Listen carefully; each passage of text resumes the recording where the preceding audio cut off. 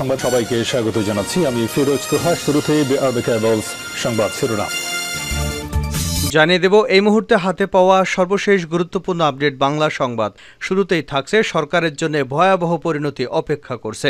BNP chairperson অসুস্থ বেগম খালেদা জিয়াকে গণতন্ত্রের রক্ষাকবচ আখ্যা দিয়ে দলটির মহাসচিব মির্জা ফখরুল ইসলাম আলমগীর বলেছেন, তাকে ছাড়া গণতন্ত্র কল্পনা করা যায় না। তাকে অন্যায়ভাবে 6 বছর কারাগারে বন্দী অবস্থায় রাখা হয়েছে। তাকে মুক্ত না করলে সরকারের জন্য ভয়াবহ পরিণতি অপেক্ষা করছে। এবারে জানাবো, বিএনপির যুগ্ম মহাসচিব অ্যাডভোকেট রুহুল কবির রিজভী বলেছেন, কয়েকদিন আগে প্রধানমন্ত্রী শেখ হাসিনা বলেছেন, জনগণ থেকে সরে গেলে আমি আর বাঁচব না। দেশবাসী মনে করে র্যাব পুলিশ যদি আপনাদের কাছ থেকে সরে যায় তাহলে আপনার সরকারের অপমৃত্যু ঘটবে, আপনার সরকার রাজপথে লুটোপুটি খাবে, আপনার সরকারের পতন ঘটবে। জানাবো, বাংলাদেশ আওয়ামী লীগ নিজেদের নির্বাচনী ইশতেহার কখনো ভুলে যায় না বলে দাবি করেছেন প্রধানমন্ত্রী শেখ হাসিনা। এবারে থাকছে, আওয়ামী লীগের যুগ্ম সাধারণ সম্পাদক মাহবুবুল আলম হানিফ বলেছেন, বাংলাদেশের যা কিছু অর্জন, যা কিছু এদেশ পেয়েছে সব আওয়ামী লীগের হাত ধরে। দেশের প্রতি ইঞ্চি মাটিতে আওয়ামী লীগের ছোঁয়া আছে।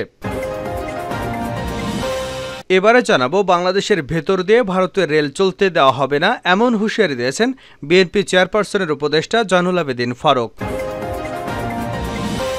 এবং সর্বশেষ জানাবো আন্তর্জাতিক সংবাদ।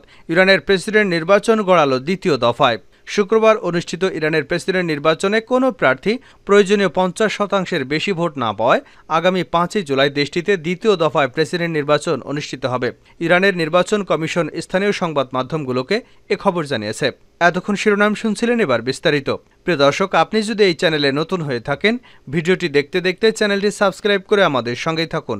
আর এই ভিডিও সম্পর্কে আপনি আপনার মূল্যবান মতামতটি কমেন্ট বক্সে জানিয়ে দিন। আর হ্যাঁ প্রিয় দর্শক, জানিয়ে দিন ভিডিওটি কোথা থেকে দেখছেন। সরকারের জন্য ভয়াবহ পরিণতি অপেক্ষা করছে মির্জা ফখরুল।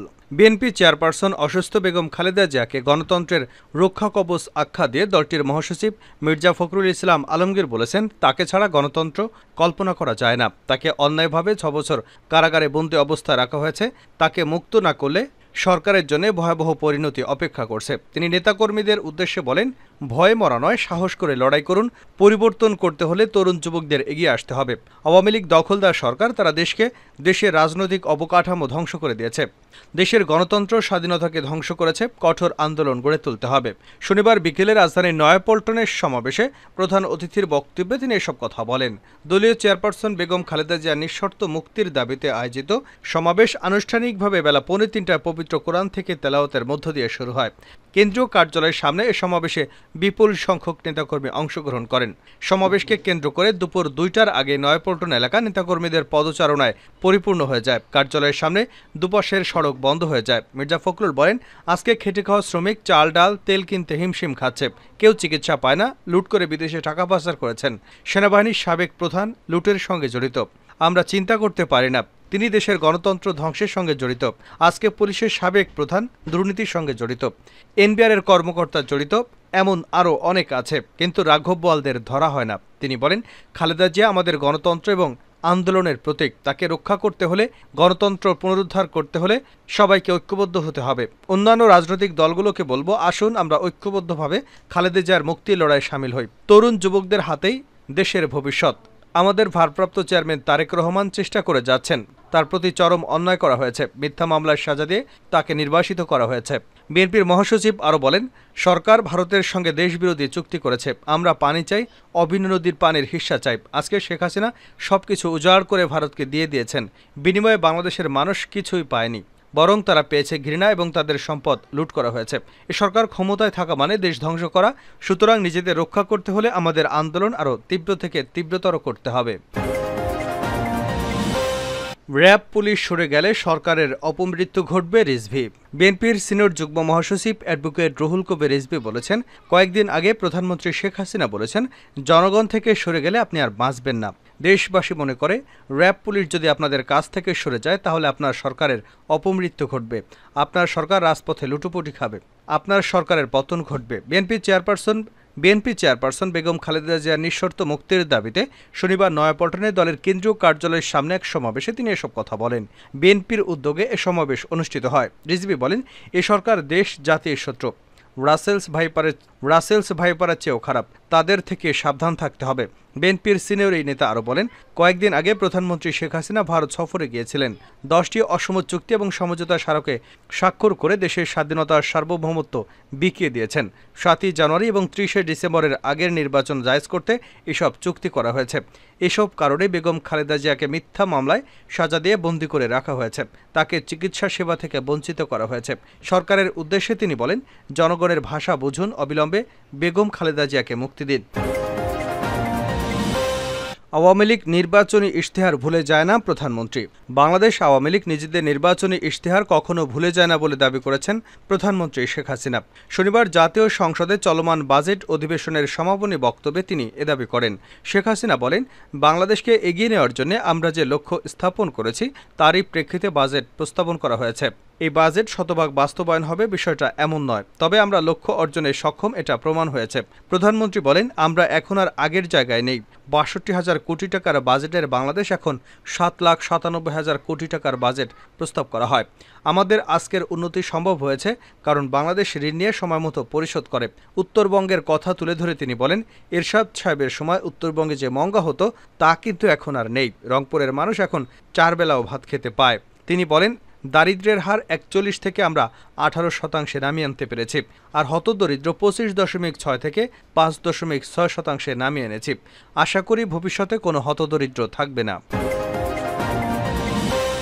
দেশের যা কিছু অর্জন সবই আওয়ামী লীগের হাত ধরে হানিফ। আওয়ামী লীগের যুগ্ম সাধারণ সম্পাদক মাহবুবুল আলম হানিফ বলেছেন, বাংলাদেশের যা কিছু অর্জন, যা কিছু দেশ পেয়েছে সব আওয়ামী লীগের হাত ধরে। দেশের প্রতি ইঞ্চি মাটিতে আওয়ামী লীগের ছোঁয়া আছে। শনিবার বঙ্গবন্ধু অ্যাভিনিউতে ঢাকা মহানগর দক্ষিণ আওয়ামী লীগের উদ্যোগে সাংগঠনিক ৭৫ বছর পূর্তি উপলক্ষে আলোচনা সভায় তিনি একথা বলেন। হানিফ বলেন, আওয়ামী লীগ ছাড়া দেশে কেউ কোনো উন্নয়ন করেনি। বাংলাদেশ আজ পৃথিবীর বুকে উন্নয়নের রোল মডেল। শেখ হাসিনার নেতৃত্বে ২০৪১ সালের মধ্যে বঙ্গবন্ধুর স্বপ্নের উন্নত সমৃদ্ধ দেশে বাংলাদেশ রূপান্তরিত হবে। তিনি বলেন, দেশে আবারও ষড়যন্ত্র চলছে। বিএনপি আজ কর্মসূচি দিয়েছে। খালেদা জিয়াকে মুক্ত করতে মিথ্যা মামলা দিয়ে সরকার আটকে রেখেছে। মির্জা ফখরুলের এমন মন্তব্য সম্পূর্ণ মিথ্যা, কেননা খালেদা জিয়ার মুক্তির পথ আইনিভাবে খোলা রয়েছে। আইনি লড়াইয়ে না গিয়ে তারা রাজনৈতিক ফায়দা নিতে চায়। আওয়ামী লীগের যুগ্ম সাধারণ সম্পাদক আরও বলেন, বিএনপি খালেদা জিয়ার সুস্থতা চায় না, তারা এই সুস্থতাকে নিয়ে রাজনীতি করতে চায়। দেশের উন্নয়নের সবচেয়ে বড় বাধা বিএনপি। আওয়ামী লীগের ৭৫তম প্রতিষ্ঠা বার্ষিকী উপলক্ষে আয়োজিত আলোচনা সভা বিকাল ৩টায় গুলিস্তানের বঙ্গবন্ধু অ্যাভিনিউ দলের কেন্দ্রীয় কার্যালয়ের সামনে শুরু হয়। মহানগর দক্ষিণ আওয়ামী লীগের উদ্যোগে আয়োজিত সভায় দুপুরের পর থেকে নেতাকর্মীরা আসতে শুরু করেন। শেষ করছে আন্তর্জাতিক সংবাদ দিয়ে। ইরানের প্রেসিডেন্ট নির্বাচন গড়ালো দ্বিতীয় দফায়। শুক্রবার অনুষ্ঠিত ইরানের প্রেসিডেন্ট নির্বাচনে কোনো প্রার্থী প্রয়োজনীয় ৫০% বেশি ভোট না পাওয়ায় আগামী ৫ই জুলাই দেশটিতে দ্বিতীয় দফায় প্রেসিডেন্ট নির্বাচন অনুষ্ঠিত হবে।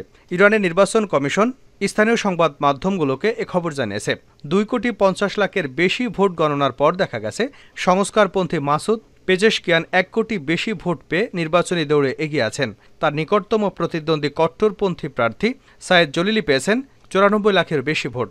দেশটিতে নির্বাচনের নিয়ম অনুযায়ী কোনো প্রার্থী যদি ন্যূনতম ৫০% ভোট না পান, তবে ফল ঘোষণার পর প্রথম যে শুক্রবারটি আসে সেদিন ২ সর্বোচ্চ ভোট পাওয়া ব্যক্তিদের মধ্যে দ্বিতীয় দফায় ভোট অনুষ্ঠিত হবে।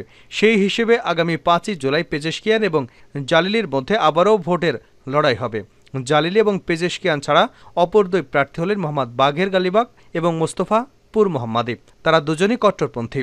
১৯ মে ইরানের প্রেসিডেন্ট ইব্রাহিম রাইসি হেলিকপ্টার বিধ্বস্তের ঘটনায় নিহত হওয়ায় প্রেসিডেন্ট পদটি শূন্য হলে গত শুক্রবার ইরানের প্রেসিডেন্ট নির্বাচনের ভোট গ্রহণ অনুষ্ঠিত হয়।